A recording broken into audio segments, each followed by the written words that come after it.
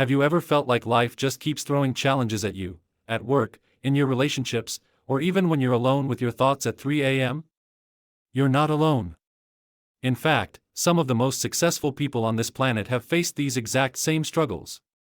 But instead of drowning in overwhelm, many of them turn to an ancient yet timeless philosophy, Stoicism. Now, before you imagine an old guy in a toga meditating on a rock, let me tell you, Stoicism isn't just for philosophers in dusty books. It's a powerful mindset, a practical guide to help you navigate the chaos of modern life with calm and courage.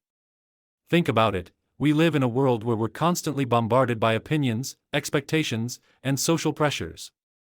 Everyone tells you what you should be, what you should have achieved by now, how you should feel. And guess what? That noise can drown out your own inner voice. But here's the beautiful part, Stoicism teaches us to reconnect with that voice. It helps you build a strong inner foundation so you can stay unshaken by the storms around you. Roman philosopher Seneca once said, "If you want to be loved, love." Simple, right? Yet so many of us forget to truly love ourselves first. We're scared of being alone, terrified of not being accepted. But true self-love isn't about spa days or motivational posters. It's about deep self-acceptance and understanding. Marcus Aurelius, one of the greatest emperors and a devoted Stoic, wrote in his journal, "Look within. Within is the fountain of good, and it will always bubble up if you just keep digging." Imagine that. Everything you need to be strong, peaceful, and fulfilled is already inside you. You just need to tap into it. And then there's Zeno, the founder of Stoicism. He emphasized the importance of living in harmony with yourself. Can you imagine how powerful you'd be if you didn't constantly seek validation from others? If you didn't fear solitude but embraced it as an opportunity to grow and understand yourself?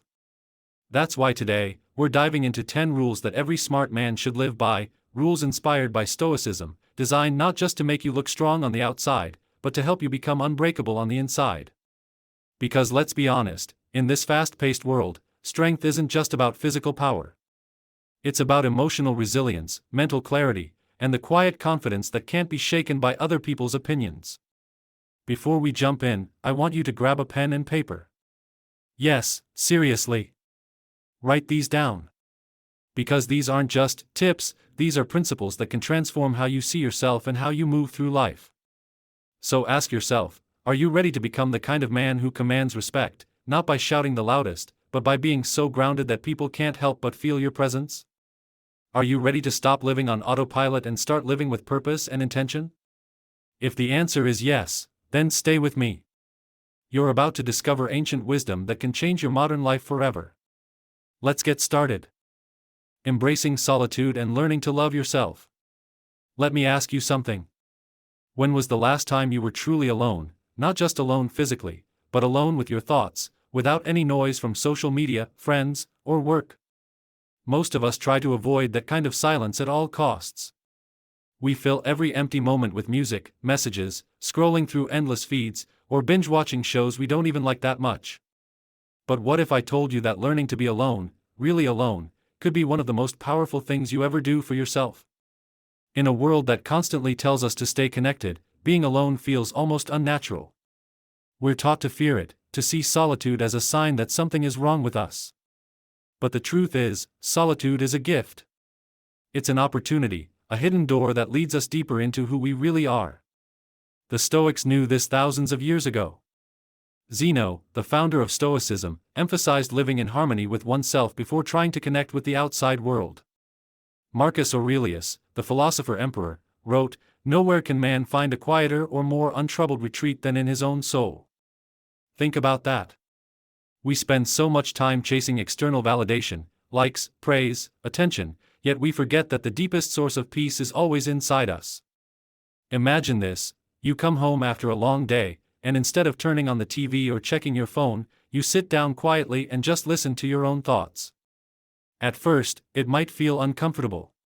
Your mind might scream at you to distract yourself. But if you stay with it, something amazing starts to happen.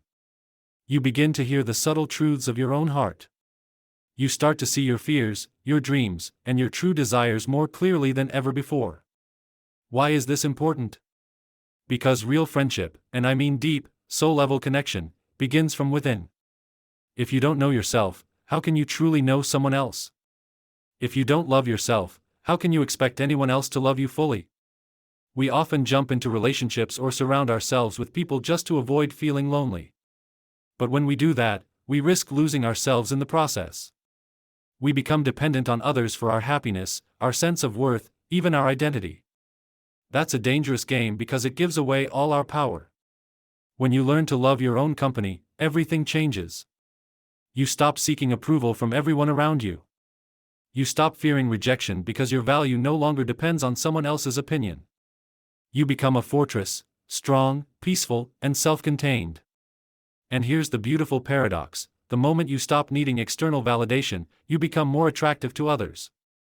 People are drawn to those who are whole and secure in themselves. Take friendships, for example. We think real friendship is about always being there for each other, about constant communication and shared activities. And while those things are important, true friendship starts with you being comfortable in your own skin. If you can sit alone on a Friday night, content and fulfilled, that same energy spills over into your relationships. You show up not as someone who needs something, but as someone who has something to give, your authentic self. Romantic relationships work the same way. How many times have we seen someone stay in a toxic relationship because they're terrified of being alone? Maybe you've even been there yourself. We cling to relationships that drain us because we think that being with someone, anyone, is better than facing the empty silence. But that's not love. That's fear disguised as love. When you see relationships as a gift rather than a necessity, you open up a new world of freedom. You choose to be with someone not because you need them to complete you, but because you enjoy sharing your already full life with them. You stop settling for half-hearted connections and start demanding deeper, more meaningful bonds. Learning to embrace solitude is like training a muscle.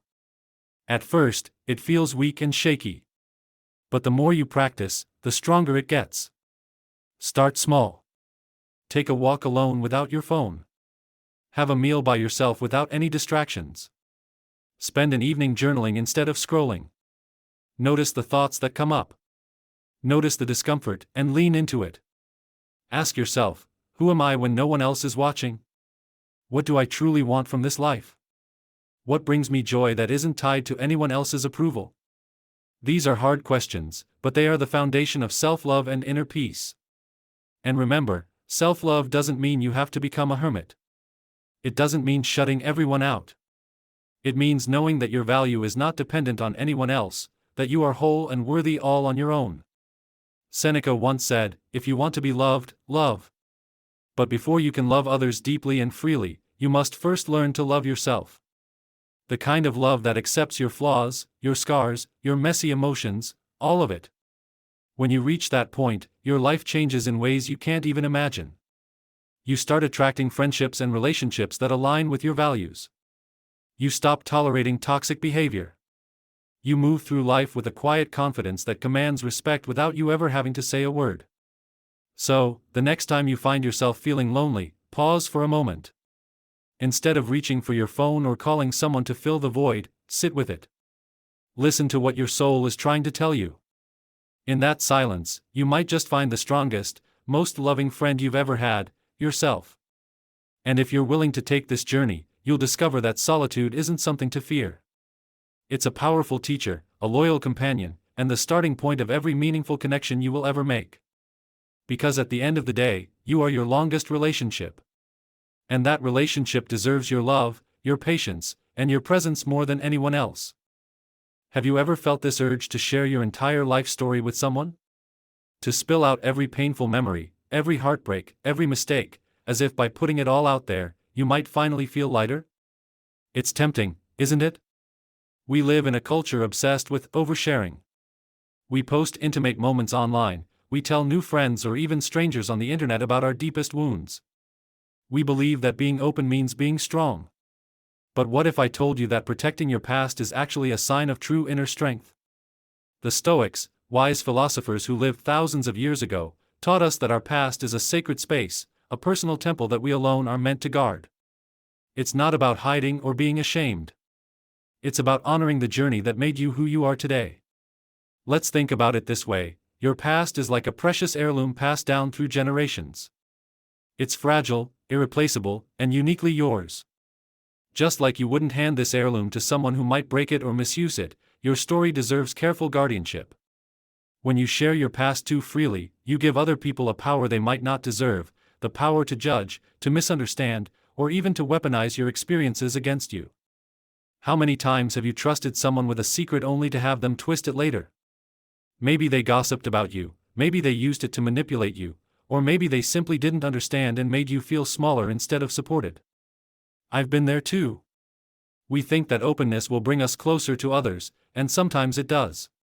But often, it ends up exposing our most tender wounds to people who aren't ready to handle them with care.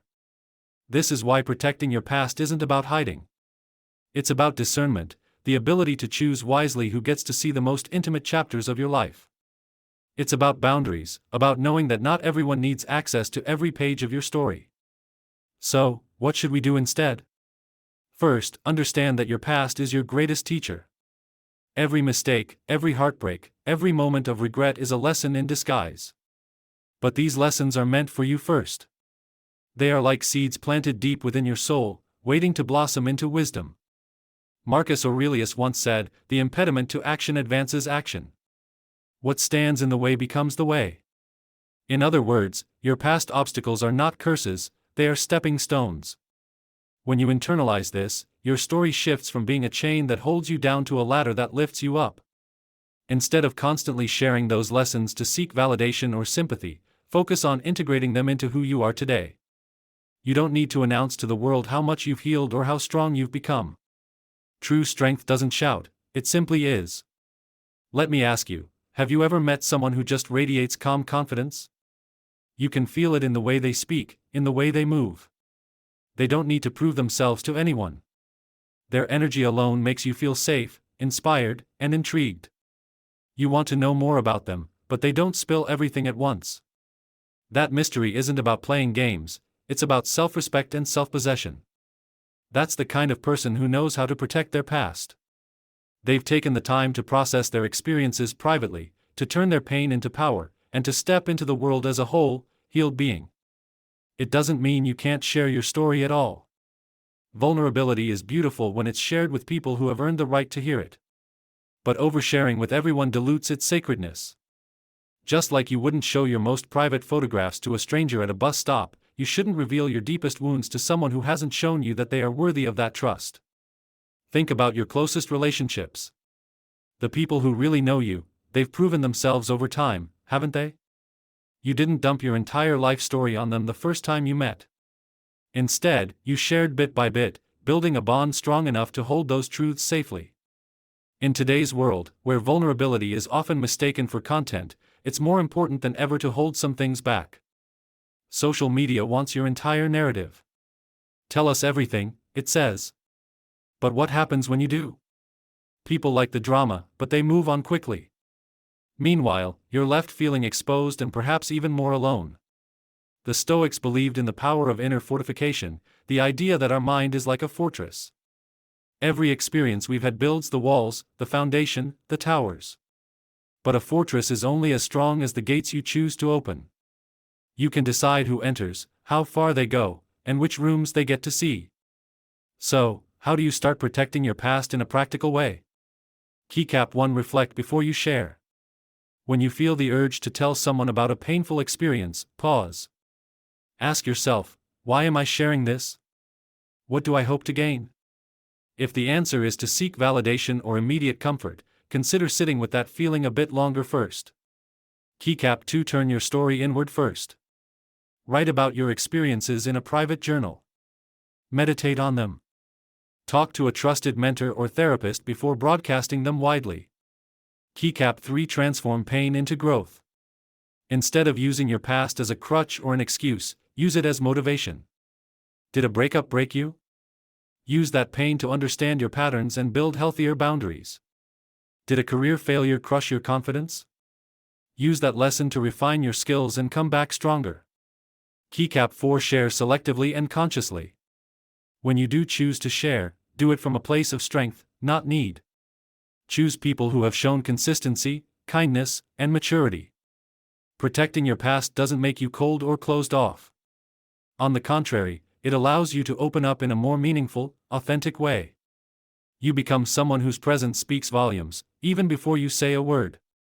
In fact, when you carry your past with dignity and discretion, you inspire others to do the same. You become a mirror, showing them that they too can turn their private battles into quiet strengths rather than public spectacles. At the end of the day, remember this: your past is not a museum exhibit for the public. It's a personal manuscript, an evolving story that only you can truly understand. Choose carefully who gets to read those pages. As you continue on your journey, ask yourself, am I using my past as a weapon against myself, or as a tool to build my future? When you start seeing your past as a valuable asset instead of a burden, you free yourself from the weight of regret and shame. You walk forward with lighter steps, clearer eyes, and a heart full of quiet confidence. So, my friend, guard your past like the treasure it is. Cherish it. Learn from it. And most importantly, let it strengthen you, not define you. If you do this, you won't just live, you'll live with depth, intention, and an unshakable inner peace that no one can take away. Find balance and prioritize what truly matters. Let me ask you something. How often do you feel like you're living someone else's life? Like your schedule, your goals, and even your dreams aren't really yours, they've been shaped by what society expects, what your family thinks, or what your friends want for you? We live in a world that constantly pulls us in 1,000 directions. One friend tells you that you need to hustle harder, wake up at 4 a.m., and build an empire. Another tells you that true happiness is about traveling the world and quitting your job. Social media bombards you with highlight reels of people who seem to have it all figured out: the perfect body, the perfect relationship, the perfect business. But here's the truth that no one talks about enough: if you keep chasing goals that aren't yours, you'll always feel empty, no matter how many milestones you reach. The Stoics had it right all along. Seneca once wrote, "It is not that we have a short time to live, but that we waste a lot of it." Let that sink in for a moment. It's not about having too little time, it's about where you're placing your energy, your focus, and your soul.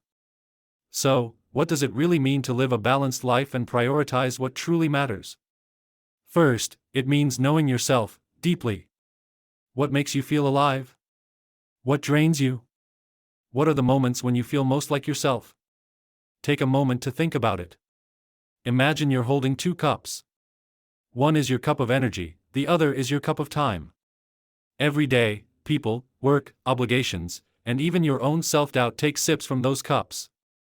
If you don't protect them fiercely, you'll find yourself pouring into everyone else until there's nothing left for you. That's why prioritizing yourself isn't selfish, it's necessary. You can't pour into others if your own cup is empty. You can't give love, patience, or creativity if you're constantly running on fumes. Now, some people might say, but isn't it noble to sacrifice for others? Isn't it good to always be available? Of course, helping others is a beautiful part of life. But it shouldn't come at the expense of your mental health, your dreams, or your identity. Think about a farmer. Before he can feed his community, he has to make sure his own land is healthy and fertile. If he neglects his soil, there's nothing left to give. The same goes for us. Your mind, body, and spirit are your inner garden. They need attention, nourishment, and space to breathe. Ask yourself, are you living your life as a caretaker of your own garden, or are you letting weeds from other people's expectations take over? When we set goals, many of us choose them based on what looks impressive, what earns applause, or what we think we should do. But true fulfillment comes from goals that align with your core values, not someone else's.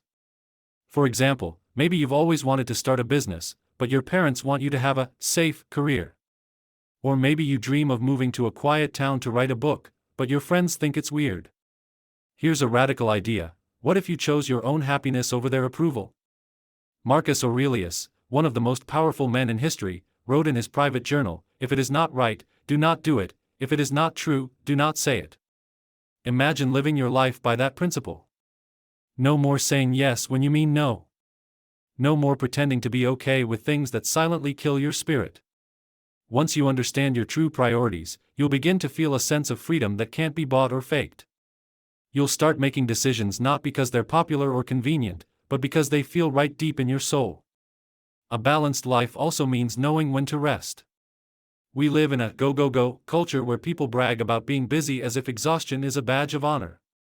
But here's the thing, constant hustle without alignment is just another form of running away from yourself, from your fears, from the real work of facing who you are. When was the last time you truly rested? I'm not talking about zoning out on Netflix for 5 hours. I mean real rest, a walk in nature, quiet time with a book, or just sitting with your thoughts and breathing. By giving yourself permission to rest, you're telling yourself, I matter. My health matters. My inner peace matters.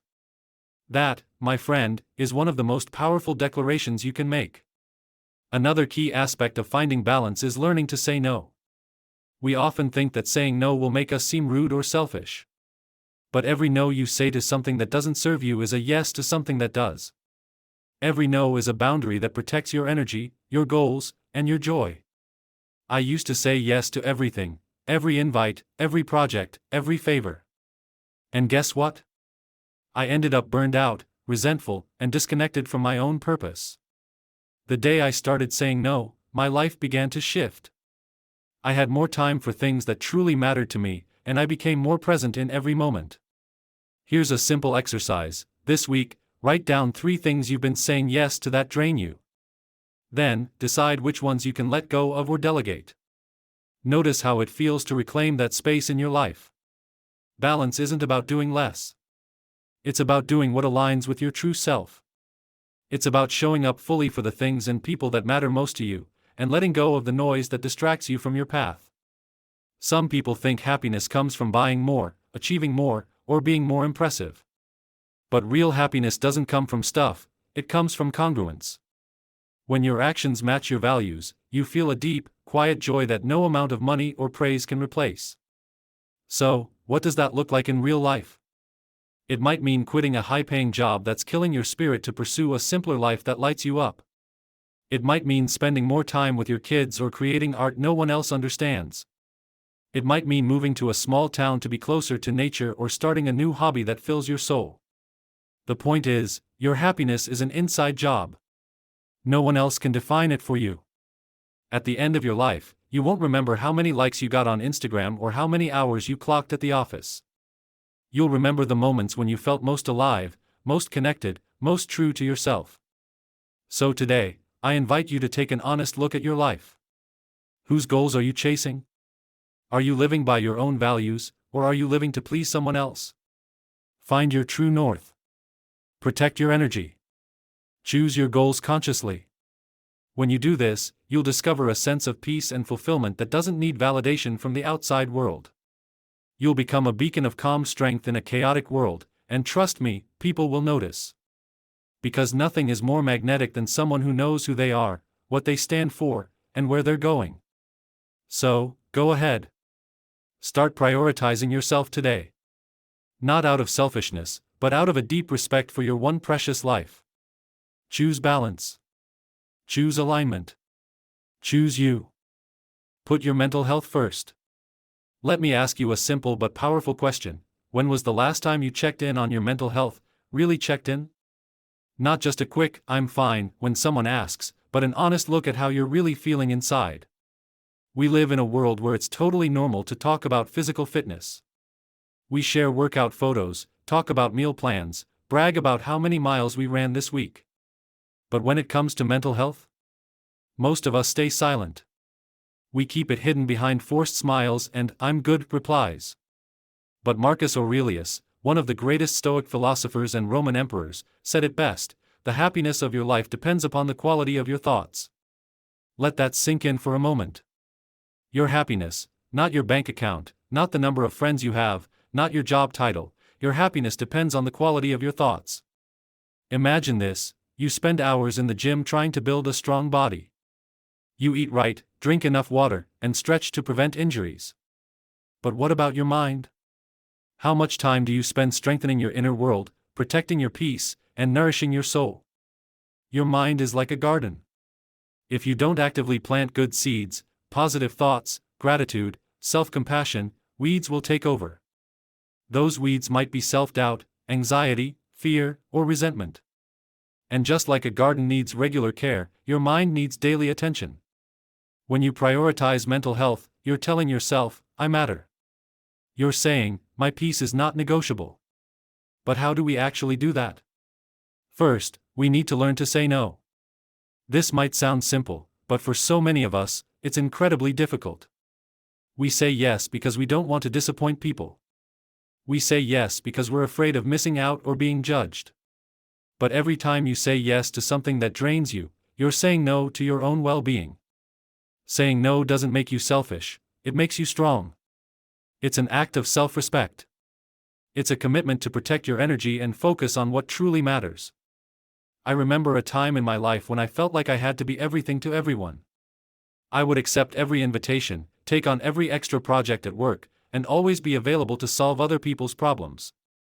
On the surface, it looked like I was thriving. But inside? I was exhausted, resentful, and completely disconnected from myself.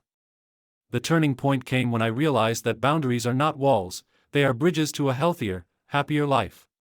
Boundaries teach others how to treat us, and more importantly, they teach us how to honor ourselves. Start small. Maybe it's saying no to a social event you're dreading. Maybe it's turning down that extra task at work that you know will push you over the edge. Each no is a step toward reclaiming your mental space. Another crucial part of protecting your mental health is knowing when to ask for help. We often think asking for help is a weakness, that it means we're failing or not strong enough. But the truth is, it's one of the bravest things you can do. Whether it's talking to a close friend, seeking therapy, or joining a support group, reaching out is a powerful act of self-love. It's a reminder that you don't have to carry everything alone. We are social beings, and connection is part of healing. Think about it, if your car was making a weird noise, you wouldn't just ignore it until it breaks down completely. You'd take it to a mechanic. Your mind deserves the same care and attention. Besides setting boundaries and asking for help, you can also create daily habits that support your mental health. Start your morning with intention. Instead of reaching for your phone and diving into the chaos of the world, take a few minutes to breathe deeply. Journal your thoughts. Set an intention for the day. Move your body. Physical movement isn't just about staying fit, it's a powerful tool for clearing mental fog and releasing built-up stress. Practice gratitude. Every evening, write down 3 things you're grateful for. They don't have to be big, maybe it's the smell of your morning coffee, a kind text from a friend, or the feeling of sunshine on your face. Gratitude rewires your brain to focus on what's good, even during tough times. Create a mental reset ritual. It could be a walk outside, listening to calming music, or simply sitting in silence for 10 minutes. These small pauses can create massive shifts in your emotional state. Here's another big one: limit your exposure to negative inputs. That means cutting down on doom scrolling, avoiding toxic conversations, and being mindful of what content you consume. You wouldn't eat spoiled food because it would poison your body. So why feed your mind a constant stream of negativity? When you begin to treat your mental health with the same importance as your physical health, you'll start to notice something magical: life feels lighter. Challenges don't disappear, but your capacity to handle them grows. Your relationships improve because you show up more present and authentic. You stop reacting impulsively and start responding thoughtfully. Marcus Aurelius also said, "You have power over your mind, not outside events." Realize this, and you will find strength. Think about that. So much of our suffering comes from trying to control things outside of us, other people's opinions, outcomes, unexpected changes. But the one thing we can always guide is our own mind. By nurturing your mental health, you're investing in the one relationship that will last your entire life, the relationship with yourself. Imagine waking up each day feeling grounded, calm, and clear-minded. Imagine having the inner resilience to face life's storms without losing your center. Imagine building a life that isn't controlled by anxiety, stress, or the need for external validation. It's not a fantasy. It's absolutely possible, and it starts with putting your mental health first. So, I challenge you, starting today, choose one small way to prioritize your mind. Maybe it's setting a boundary, taking a tech-free walk, or calling a friend to share how you really feel. Your mind is your most valuable asset. It shapes how you see the world, how you interact with others, and how you experience every moment. Take care of it, and it will take care of you. You deserve a life of clarity, peace, and joy, and it all begins within. Be honest with yourself. Let me start today by asking you something deeply personal. Are you truly living as yourself, or are you performing for the world around you?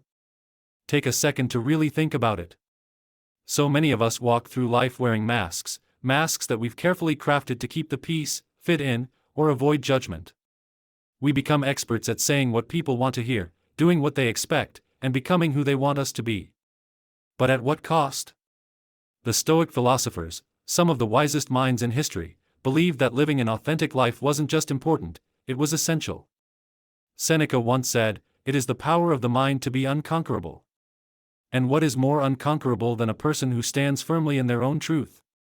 But let's be honest, being true to yourself in today's world isn't easy. We live in a society obsessed with image, likes, and external approval. We are taught from a young age to blend in, to seek validation, to measure our worth by how many people agree with us. Yet, imagine a life where you no longer bend yourself to meet other people's expectations.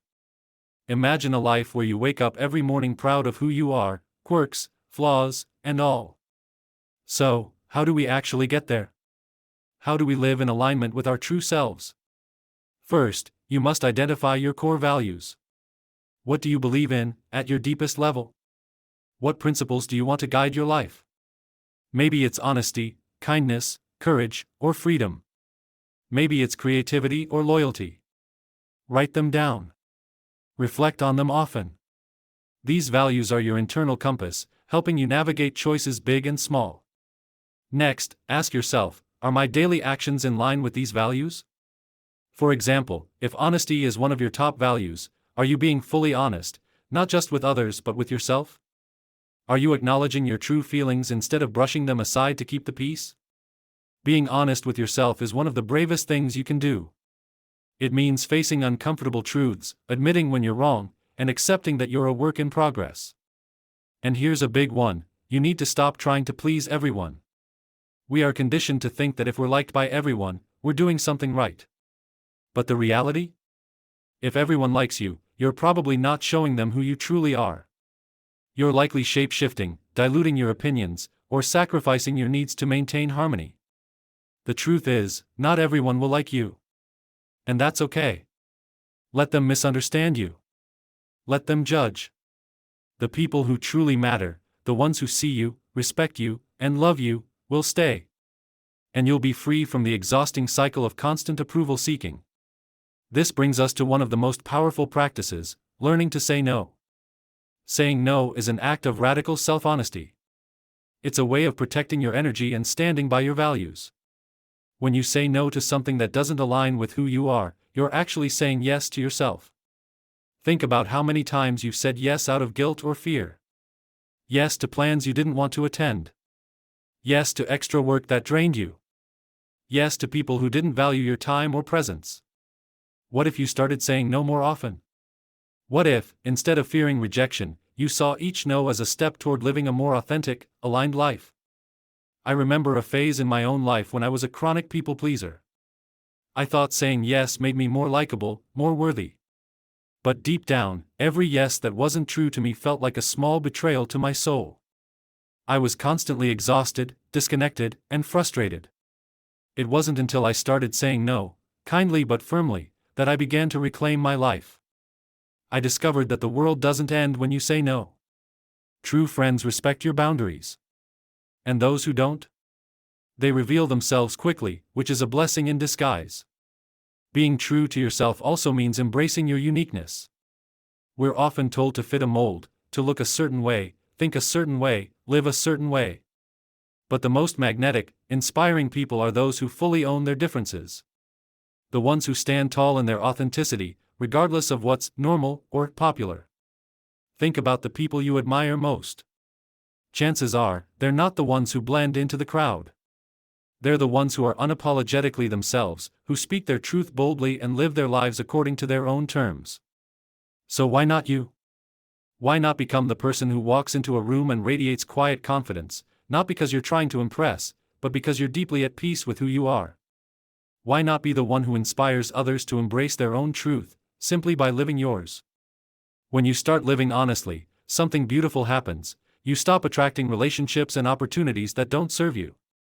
You begin to draw in people and experiences that resonate with your true self. This doesn't mean life becomes conflict-free. In fact, you might face more resistance at first. People might question your choices or push back against your boundaries.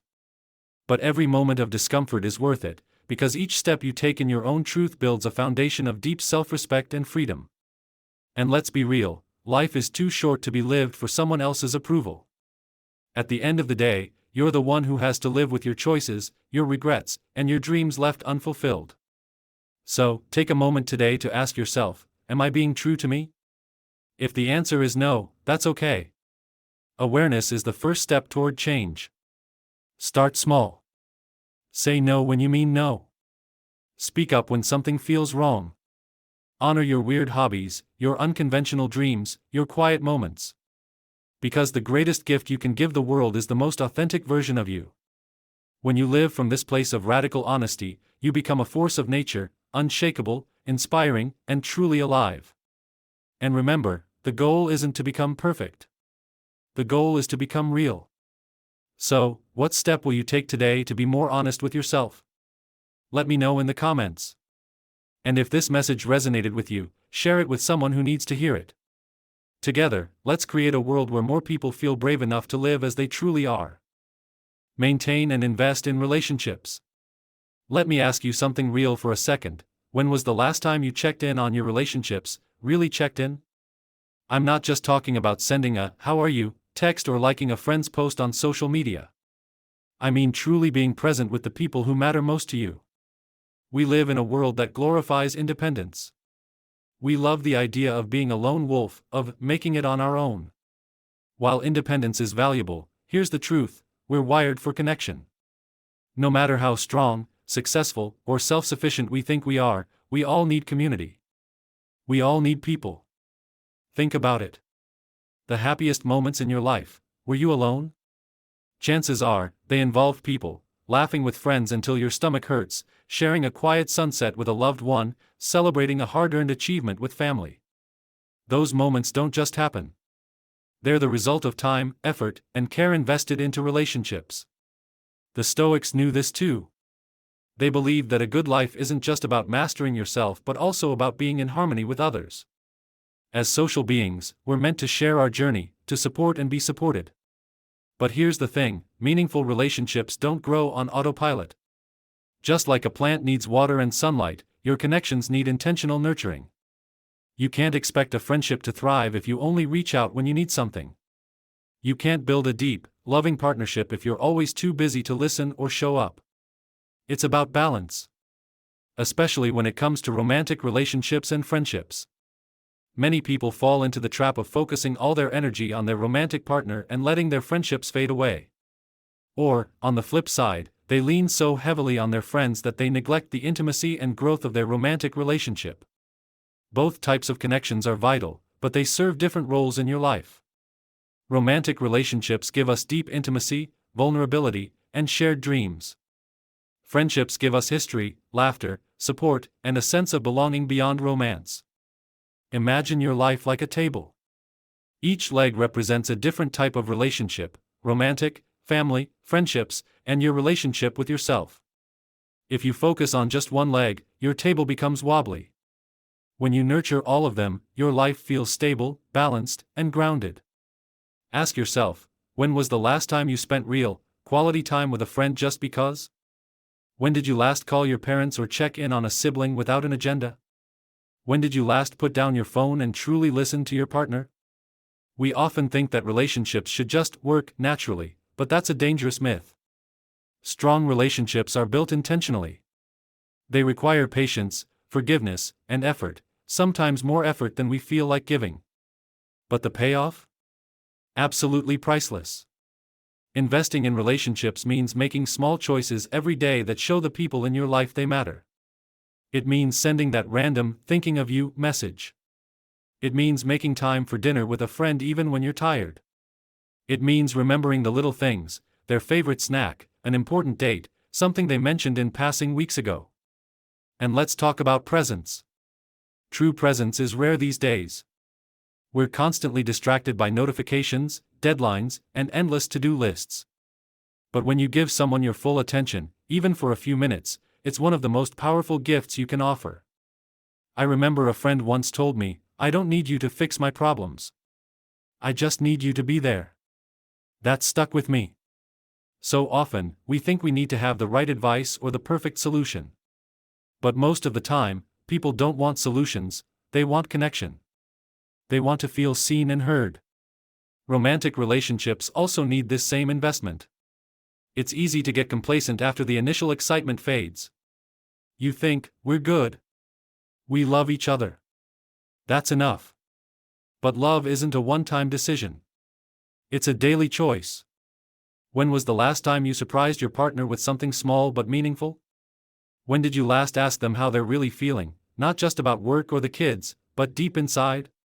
Relationships are like a mirror. They reflect not only the love and joy we share but also our fears, insecurities, and patterns. They challenge us to grow.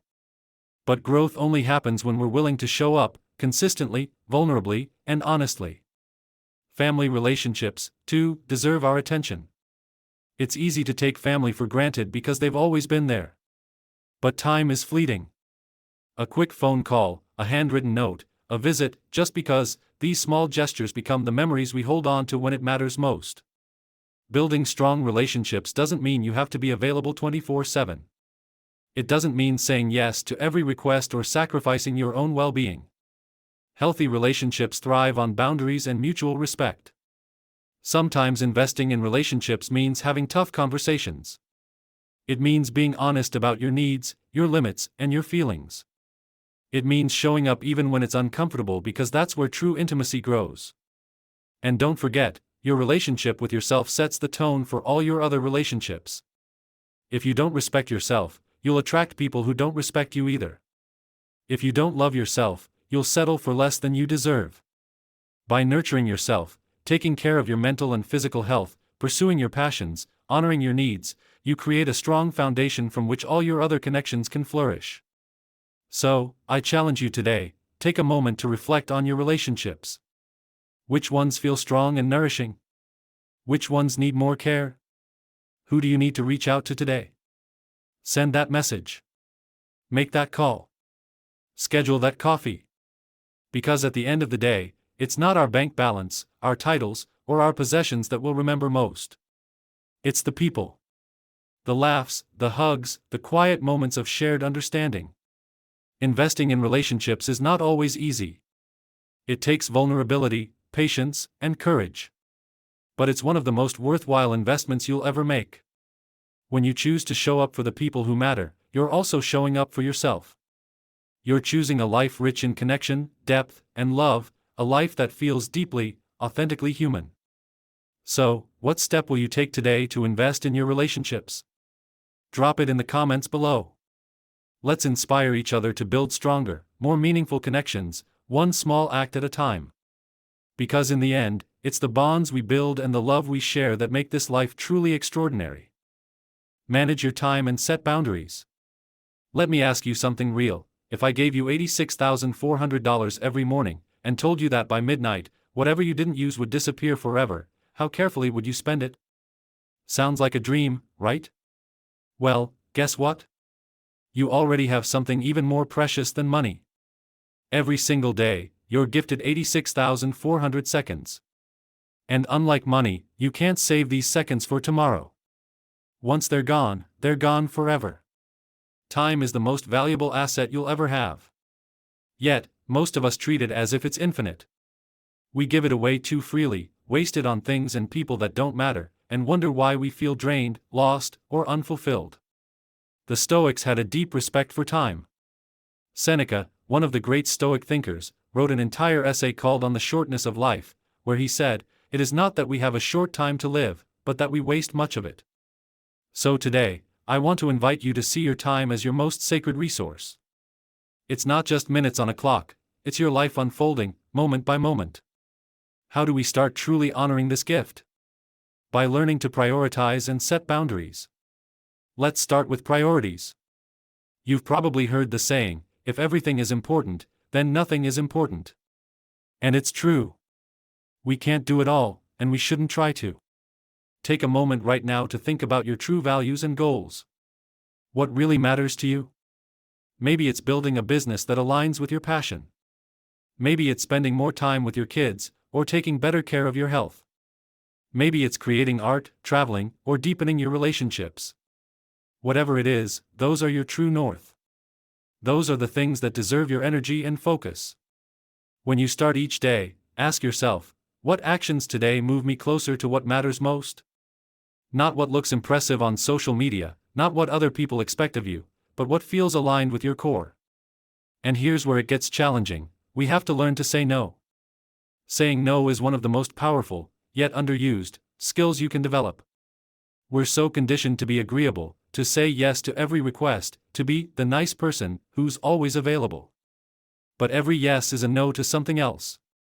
When you say yes to a meeting you don't need to attend, you're saying no to working on your passion project. When you say yes to a social event out of guilt, you're saying no to the rest and recharge your body desperately needs. Think about this: every time you say yes when you really mean no, you're borrowing time from your future self, the self who will later feel stressed, burnt out, and resentful. I know it's not easy. I've been there. I used to say yes to everything. Every extra project at work, every dinner invitation, every favor. I thought it made me helpful, kind, and successful. But it only left me exhausted and disconnected from my own dreams. The day I learned to say no, kindly but firmly, was the day I started to reclaim my life. And I promise you, people will respect you more for it. Setting boundaries isn't just about saying no. It's about defining what's acceptable and what's not in your life. Boundaries are like fences around your mental and emotional garden. They protect your energy, your peace, and your time. Imagine your time as a beautiful, private garden. Without a fence, anyone can walk in, trample your flowers, or plant weeds. With strong boundaries, you decide who enters, when, and how far they can go. So, how do we build these boundaries in real life? Start small. For example, if you find that work emails invade your evenings, set a boundary: no checking emails after 7 p.m. If certain friends only call to vent without ever supporting you in return, limit the time you spend on those calls. Communicate your boundaries clearly and kindly. You don't need to apologize for protecting your time. You can say things like, "I really appreciate you thinking of me, but I won't be able to make it this time," or "I'm focusing on a project right now, so I need to decline." Another important step is creating non-negotiable time blocks for yourself. Time for your health, your hobbies, your family, time that isn't up for grabs. Treat these blocks like important meetings that can't be cancelled. Remember, your time is yours. You don't owe constant access to anyone. And here's the beautiful part: when you start managing your time intentionally and setting clear boundaries, your life begins to feel more spacious. You start moving from a life of reaction to a life of intention. You feel more present because you're no longer scattering your energy in a million directions. You find deeper satisfaction because your days align with what truly matters to you. You also start attracting people who respect your boundaries, and repelling those who don't. This might feel uncomfortable at first, but it's a gift. Because those who truly value you will celebrate your self-respect. It's not about cutting everyone off or becoming rigid. It's about creating space for what fuels your soul and letting go of what drains it. Let me ask you this: what would your life look like if you fiercely protected your time as much as you protect your money or your health? What dreams would you finally pursue? What relationships would you deepen? How much more alive would you feel? The truth is, you only get one life. And it's happening right now, not tomorrow, not someday. Right now. Every second you spend is a choice. So today, I challenge you: take a good, honest look at where your time is going. What can you let go of? Where can you set firmer boundaries? And what can you start saying no to, so you can say yes to the life you truly want? Drop a comment below and share one small boundary you're going to set this week. Let's encourage each other to take back our time and live more intentionally. Because in the end, your time is your life.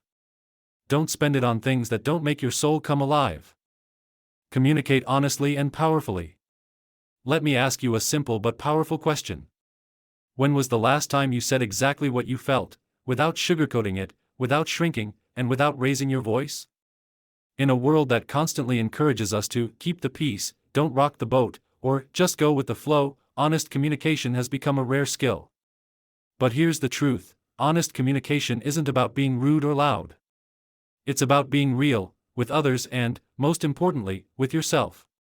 We've all been in those situations where we walked away from a conversation and thought, why didn't I just say what I really meant? Maybe we held back because we didn't want to upset someone. Maybe we weren't sure how to say it the right way. Or maybe, deep down, we were afraid. Afraid of being misunderstood. Afraid of being judged. Afraid of being seen. But here's what the Stoics, those ancient, wise thinkers, understood. Truthful speech is an act of courage. And it's not just about truth for the sake of truth. It's about building something that lasts: trust, respect, and real connection. Let's start with something basic: honesty builds lasting relationships. Whether it's a friend, a partner, a coworker, or a family member, when you communicate from a place of truth, you lay down a foundation that doesn't crack under pressure.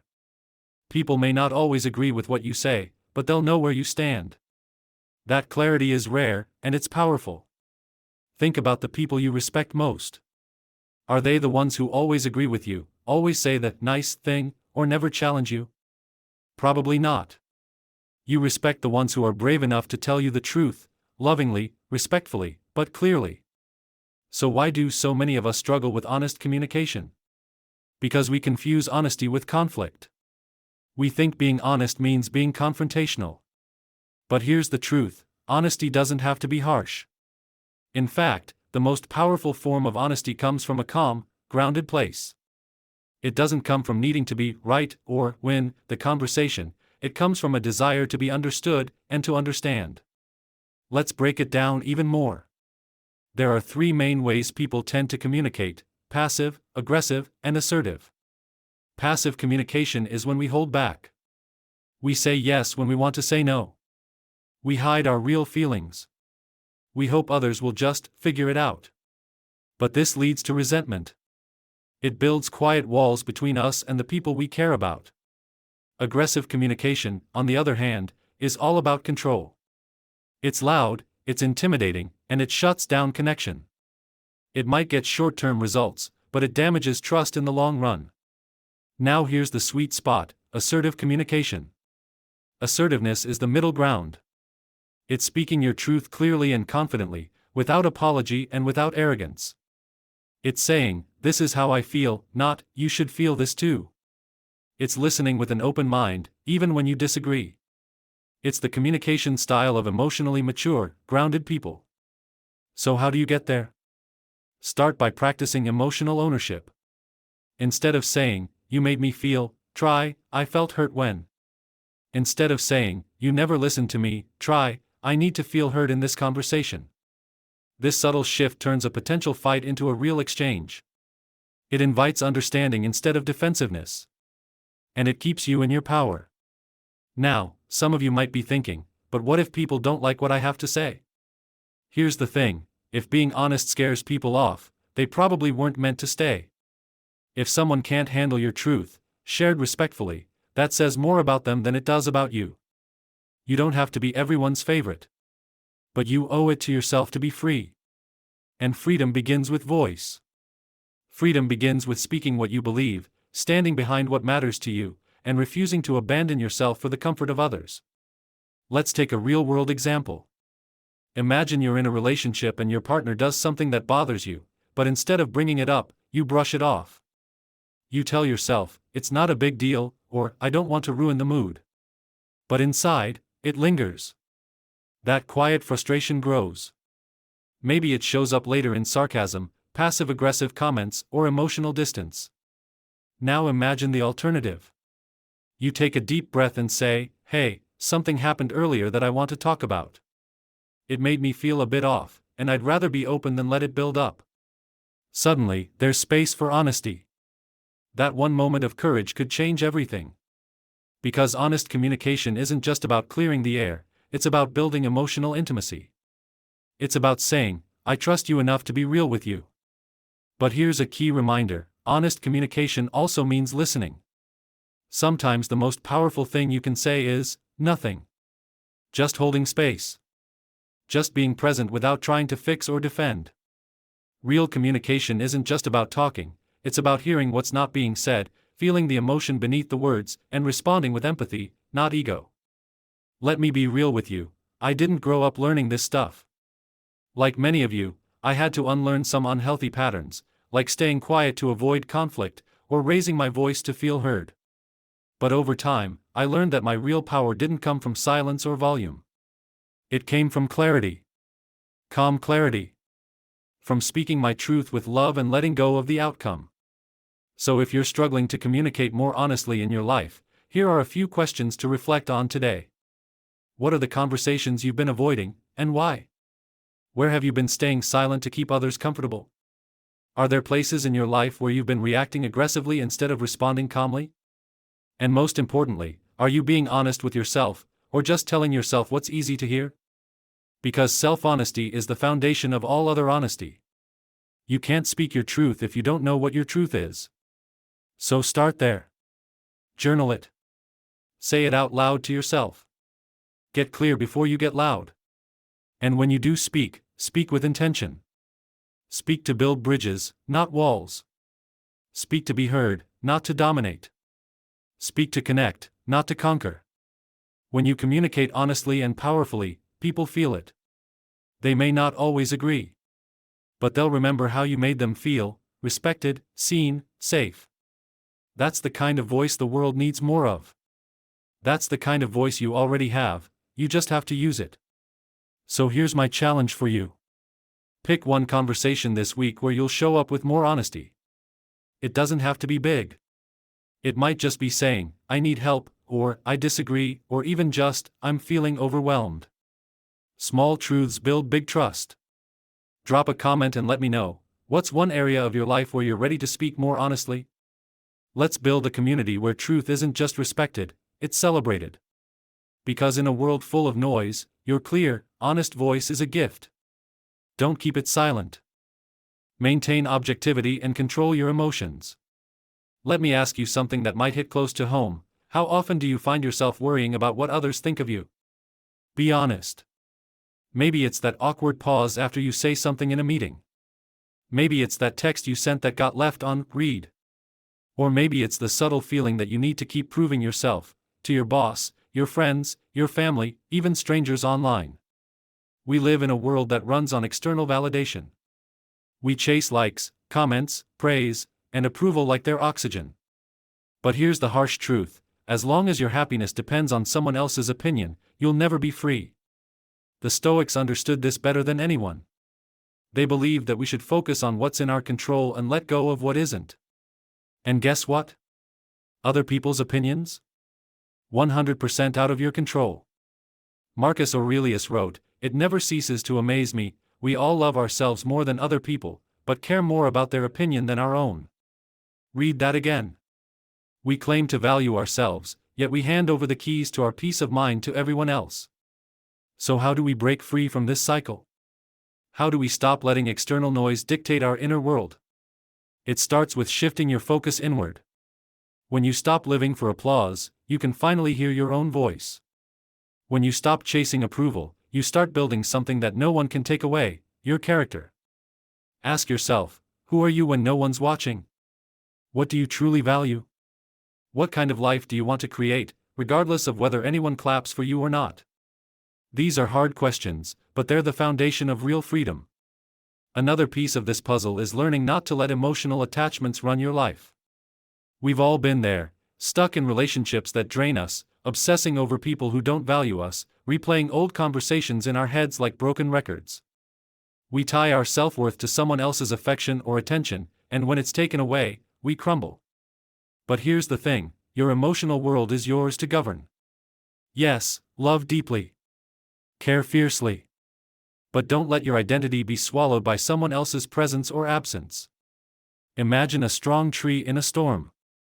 It bends, it sways, but it doesn't break because its roots go deep.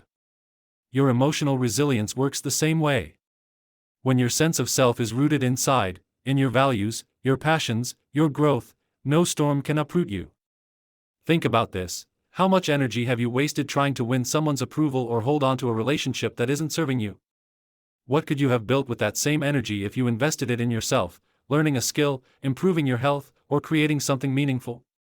When you choose to focus on your own growth, the need for external validation naturally starts to fade. You become so busy becoming your best self that you don't have time to wonder who's watching. That brings us to the idea of cultivating self-confidence from within. True confidence doesn't come from constant praise or likes on social media. It comes from knowing that you can trust yourself, that no matter what happens, you'll handle it. Imagine the difference between a balloon and a rock. A balloon is big and impressive, but fragile, one prick and it's gone. A rock might not be flashy, but it's solid, grounded, and unbreakable. Which one would you rather be?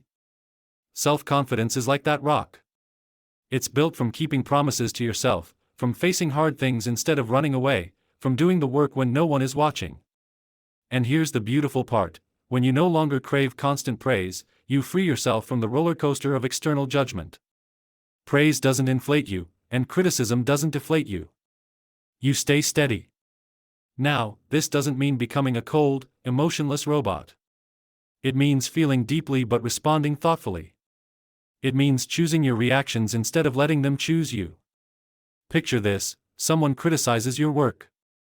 The old you might spiral into self-doubt, overthink every detail, and question your worth. But the new you pauses, breathes, and asks, is there value in this feedback? If yes, you learn and grow. If not, you let it go and move forward. That pause, that tiny moment of choice, is where your power lives. The Stoics called this space between stimulus and response the ultimate freedom. You can't control what life throws at you, but you can control how you catch it. So, how do you start putting this into practice? Keycap 1: check in with yourself daily. Ask, am I acting from my values, or from a need for approval? Keycap 2: strengthen your roots. Identify what truly matters to you, your values, goals, and passions. Write them down. Revisit them often. Keycap 3: set emotional boundaries.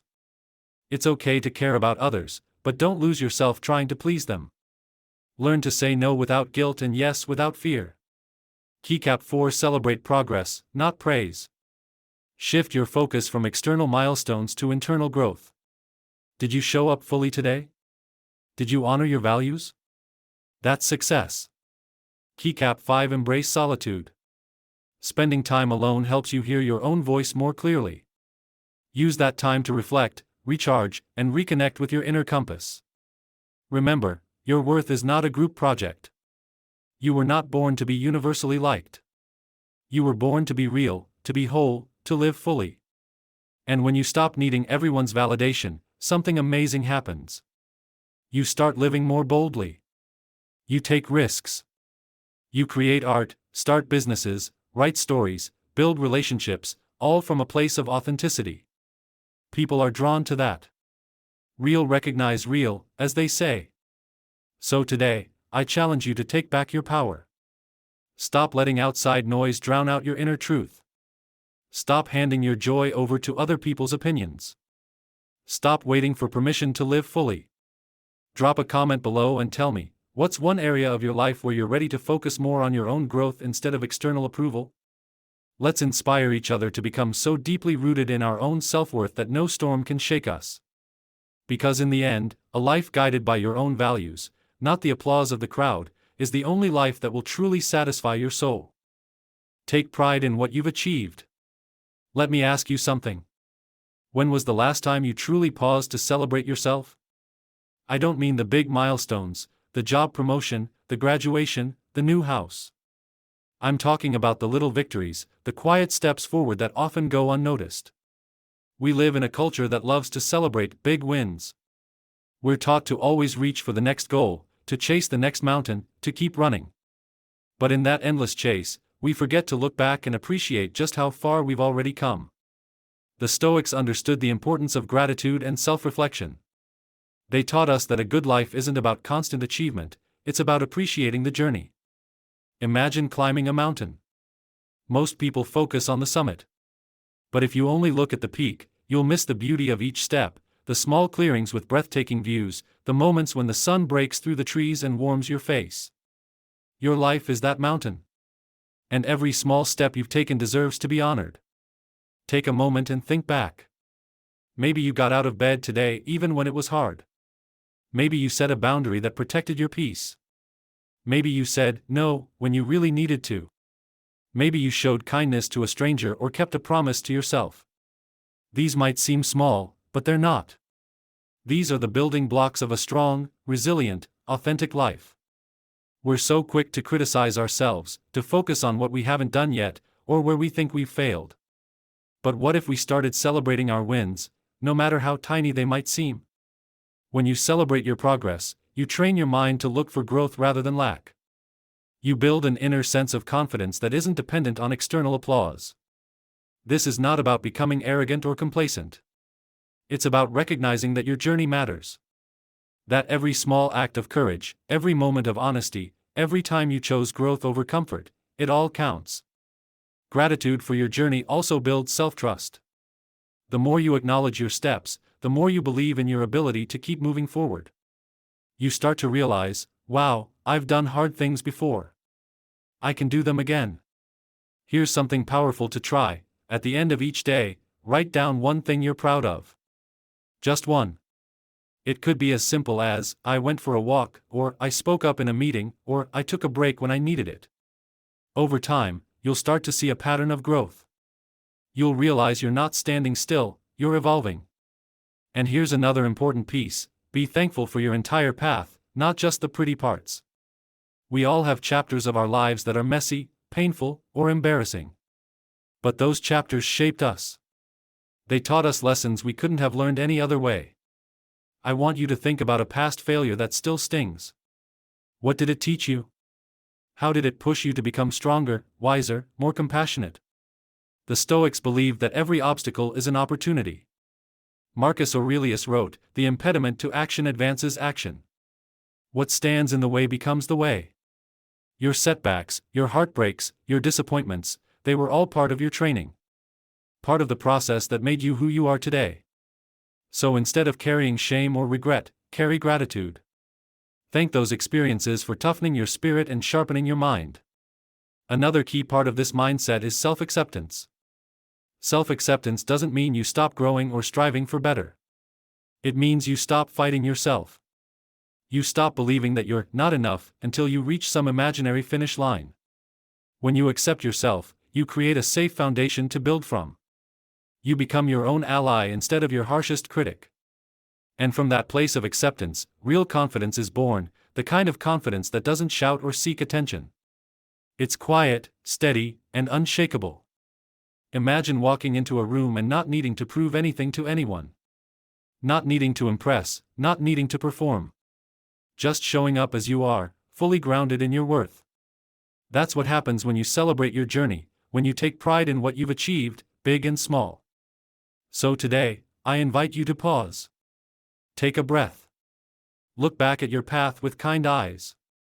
Ask yourself, what have I done that I'm proud of, even if no one else knows about it? What challenges have I faced and survived? What small steps have I taken that show my commitment to growth? Write them down. Reflect on them. Let them fuel you. And remember, you don't have to wait for the world to clap for you. Clap for yourself. Cheer for yourself. Because you know the effort, the sweat, the tears, and the courage it took to get here. Drop a comment below and share one thing you're proud of today. It doesn't have to be monumental. In fact, I'd love to hear about the small, beautiful wins. Let's create a space where we celebrate progress, not just perfection. Because at the end of the day, it's not about reaching some ultimate there. It's about embracing the journey, honoring every step, and recognizing that you're already worthy right now. Your life is unfolding moment by moment. Don't rush past it. Don't diminish your progress. Stand tall in the story you're writing, and be proud of the person you're becoming. Because that person? They're worth celebrating, every single day.